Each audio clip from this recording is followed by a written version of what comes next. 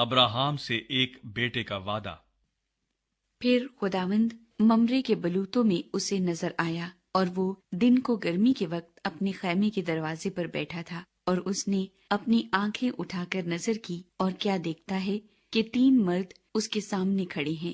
وہ ان کو دیکھ کر خیمے کے دروازے سے ان سے ملنے کو دوڑا اور زمین تک جھکا اور کہنے لگا کہ اے میرے خداوند، اگر مجھ پر آپ نے کرم کی نظر کی ہے تو اپنے خادم کے پاس سے چلے نہ جائیں، بلکہ تھوڑا سا پانی لایا جائے اور آپ اپنے پاؤں دھو کر اس درخت کے نیچے آرام کریں۔ میں کچھ روٹی لاتا ہوں، آپ تازہ دم ہو جائیں، تب آگے بڑھیں، کیونکہ آپ اسی لیے اپنے خادم کے ہاں آئے ہیں۔ انہوں نے کہا، جیسا تو نے کہا ہے ویسا ہی کر۔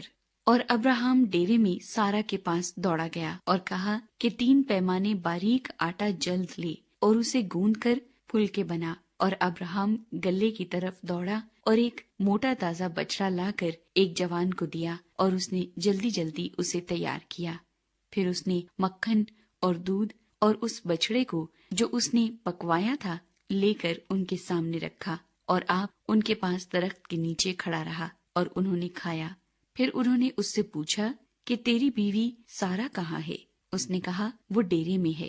تب اس نے کہا، میں پھر موسم بہار میں تیرے پاس آؤں گا، اور دیکھ تیری بیوی سارا کے بیٹا ہوگا۔ اس کے پیچھے ڈیرے کا دروازہ تھا۔ سارا وہاں سے سن رہی تھی، اور ابراہیم اور سارا ضعیف اور بڑی عمر کے تھے، اور سارا کی وہ حالت نہیں رہی تھی جو عورتوں کی ہوتی ہے۔